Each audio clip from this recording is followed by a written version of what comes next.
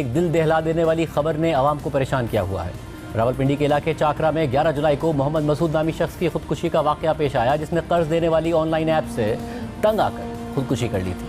इस खबर के बाद ये बहस शुरू हो गई है कि ये ऑनलाइन ऐप्स क्या हैं, कैसे काम करती हैं, किस तरह लोगों को अपने जाल में फंसाती हैं, फिर किस तरह उनको इतना तंग करती हैं कि लोग तंग आकर अपनी ज़िंदगी का खात्मा कर लेते हैं। ये सवाल भी उठा है कि ये ऐप्स काम कैसे कर रही हैं, ये कानूनी है या गैर कानूनी है, इन ऐप्स को काम करने की इजाज़त किसने दी है और इनको रेगुलेट कौन कर रहा है और इनके खिलाफ क्या कार्रवाई की जा रही है।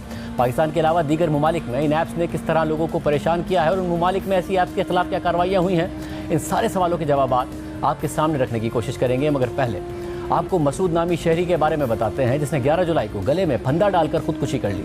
BBC के मुताबिक 42 साला मसूद ने मुबैना तौर पर खुदकुशी करने से पहले अपनी बीवी के नाम आखिरी पैगाम में कहा था कि मैंने बहुत सारे लोगों के सूद के पैसे देने हैं, उन्होंने मेरा जीना हराम किया हुआ है, ना मैं आपके काबिल हूँ ना बच्चों के काबिल हूँ, मेरे पास और कोई ऑप्शन नहीं था, मुझे माफ़ कर देना।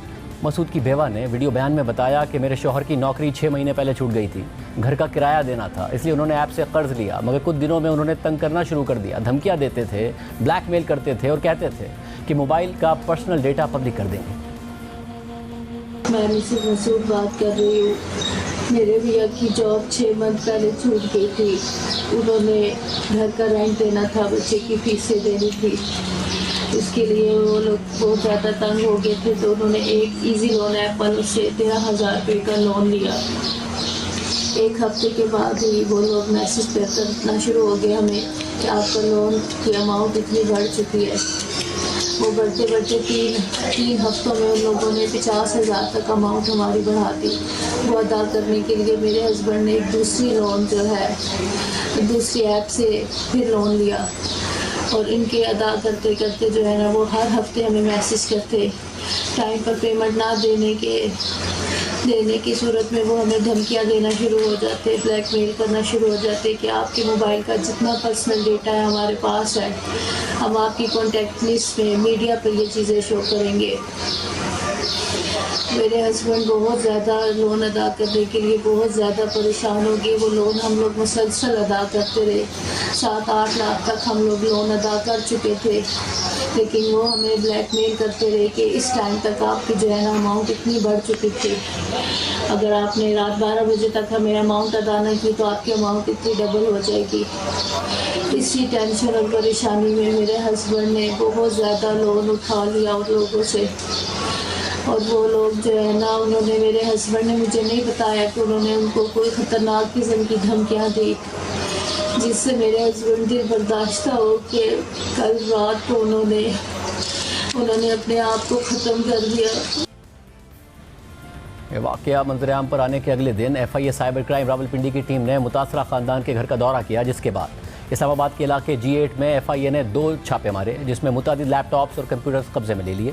तर्जुमान FIA का कहना है कि साइबर क्राइम सर्किल रावलपिंडी ने मुतासरीन को मौसूल होने वाली कॉल्स पर तहकीकात का आगाज़ कर दिया है और मुल्ज़िमान की जानिब से की जाने वाली कॉल्स का रिकॉर्ड हासिल किया जा रहा है। आज भी FIA ने इस हवाले से कार्रवाई करते हुए ब्लैकमेलिंग में मुलव्विस ऑनलाइन लोन ऐप्स के 9 मुल्ज़िमान को गिरफ्तार करके उनके खिलाफ मुकदमा दर्ज कर लिया है। FIA के मुताबिक गिरफ्तार मुल्ज़िमान ने शहरियों को ब्लैकमेल करने के इंकिशाफात करते हुए बताया कि उन्हें रोज़ाना की बुनियाद पर शहरियों को कॉल करने का टारगेट दिया जाता था। ऑनलाइन कंपनी में मुख्तलिफ सेक्शन बने हुए थे, मुतासरा शहरियों के दोस्तों और उनके रिश्तेदारों को कॉल्स करते थे, जबकि इन दफातर में टॉर्चर कॉल से मुतालिक एक अलहदा सेक्शन बना हुआ था। FIA के मुताबिक मुल्ज़िमान ने बताया कि हर सेक्शन को कॉल्स करने के अलग अलग काम सौंपे जाते थे। D0, D1, D2, DS1, DS2 और DS3 के नाम से सेक्शन थे। लोन ऐप्स के जरिए ज़ाती डेटा तक रसाई हासिल की जाती थी। ज़ाती डेटा लेकर मुतासरा शहरियों को हिरासा किया जाता था। FIA का कहना है कि छापे के दौरान बड़ी तादाद में दस्तावेज़ात, कंप्यूटर्स, लैपटॉप्स और सिम्स बरामद की गई हैं। मसूद की कहानी मंजर-ए-आम पर ज़रूर आई है, मगर ये सिर्फ एक कहानी नहीं है। ऐसी हज़ारों कहानियाँ पाकिस्तान में हर तरफ बिखरी हुई हैं। ऑनलाइन लोन ऐप्स के मुतासरीन में से एक ने हमें बताया कि उसने ऑनलाइन ऐप से 50,000 रुपये का कर्ज 45 दिन के मुआहदे पर लिया और उसे 45 दिन बाद ये कर्ज 3% इजाफे के साथ लौटाना था। मुतासरा शख्स के मुताबिक उसने यह कर्जा किसी और से कर्ज लेकर उतारा, क्योंकि अगर वो ऐसा ना करता तो उसे 45 दिन के बाद रोज़ाना 3% के हिसाब से सूद देना पड़ता और रकम एक माह में 50,000 से 1 लाख, फिर अगले महीने 2 लाख और फिर 4 लाख होती जाती। ऑनलाइन ऐप के नुमाइंदे उसे फ़ोन करके बता रहे थे कि उनकी रसाई उसके फ़ोन में मौजूद तमाम कॉन्टैक्ट्स तक है और